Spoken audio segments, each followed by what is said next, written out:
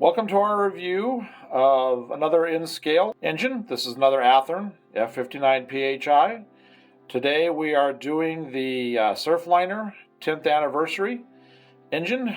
This has to be by far one of my favorite paint schemes on any engine ever.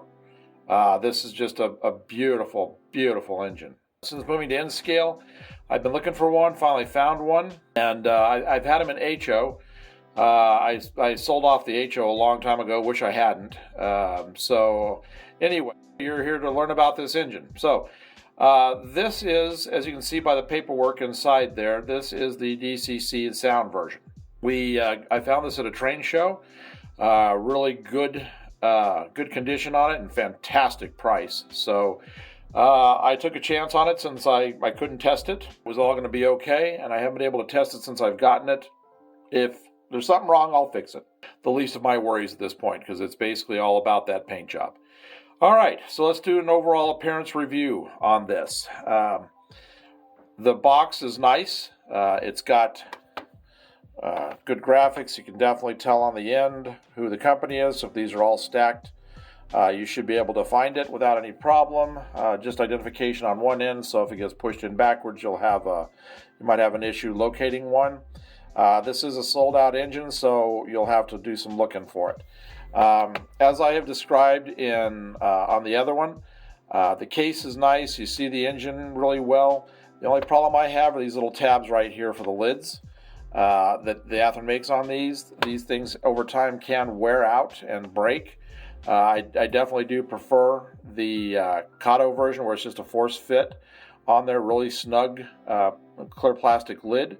But it is what it is. So anyway, so there we go. So initial look at this, really nice. I'm going to give it, taking off these problems right here and stuff, initial impressions of it, I'll give it a 9. Now I'll pause this for a second and we'll get this opened up and we'll start reviewing. Okay, here we go. We're going to talk about this engine now. So as you can see, I mean, this is just a stunning engine. That paint job is just gorgeous. I am looking so forward to buying some Surfliner cars and pairing that off and running these together. But again, that's neither here nor there. That's something in the future. We're here to talk about this. All right, so we'll get our standard sheet here going, and we'll start scoring it. So initial impression of it straight out of the box. It didn't disappoint. In fact, it got better. You got that plastic off there. The colors looked even more bold and bright. So I'm going to just say a 10. This is my first 10 out of the box. Just stunning. Okay.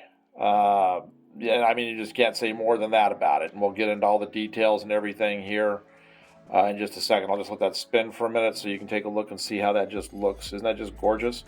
Okay. So let's just move on, because this may not, it may not be gorgeous to you, but it is to me. So we are going to talk about the next part, which is going to be the paint and lettering. Excellent. You have really good definition of the lines all down there. You can see the mountain range beautifully. The lines are crisp and sharp. The waves are excellent along here.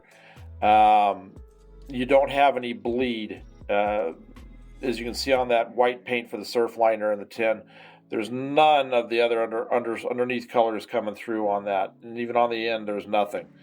So it's, to me, this paint looks good up on top up here. All the lines are crisp and sharp. It was masked very well. You don't have any bleed along the edges from that red going into the silver on the top.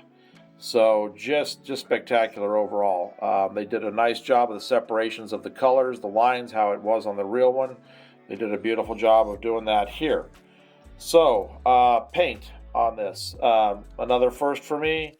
We're going to give it a 10 on that. Just simply due to the fact that there was so many layers of paint they had to do here, and there could have been bleed all over the place, and there just wasn't. It was executed very, very well.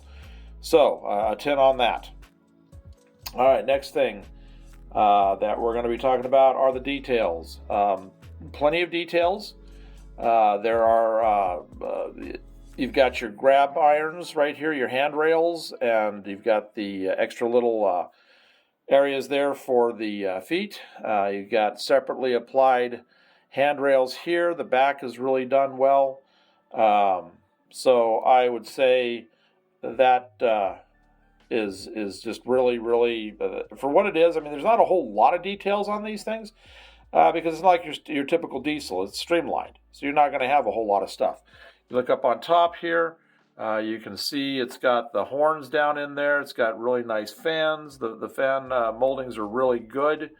So, yeah, I would say, let's see. So details on this, yeah, we'll give it a 9.5 on the details because there are a few things here that would have been nice to have been done.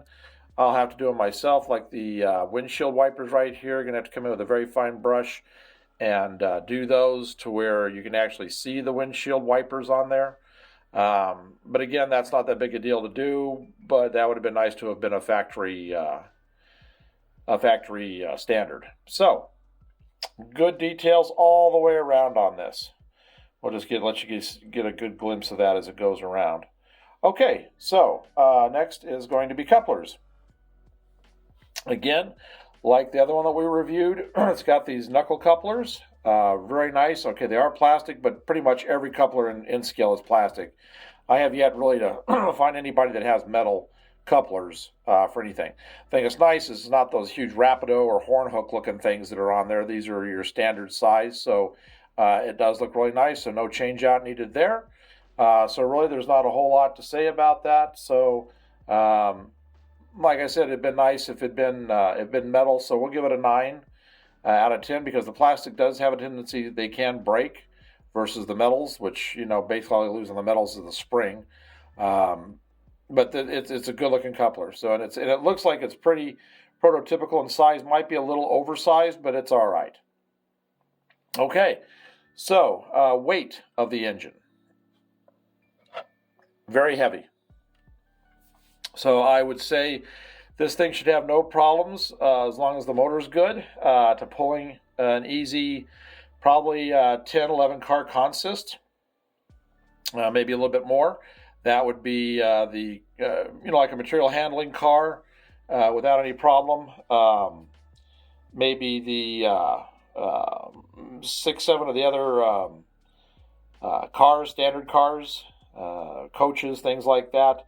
So, and then if you want to throw like maybe an auto carrier on the end or something, you could do that without any problem. So, very good looking engine. So that is, I'm going to wait on that. We're going to go ahead and give it a 9 also. So give me a second here. We'll come back in a second. I'll review it all. All right, time for the final review on this.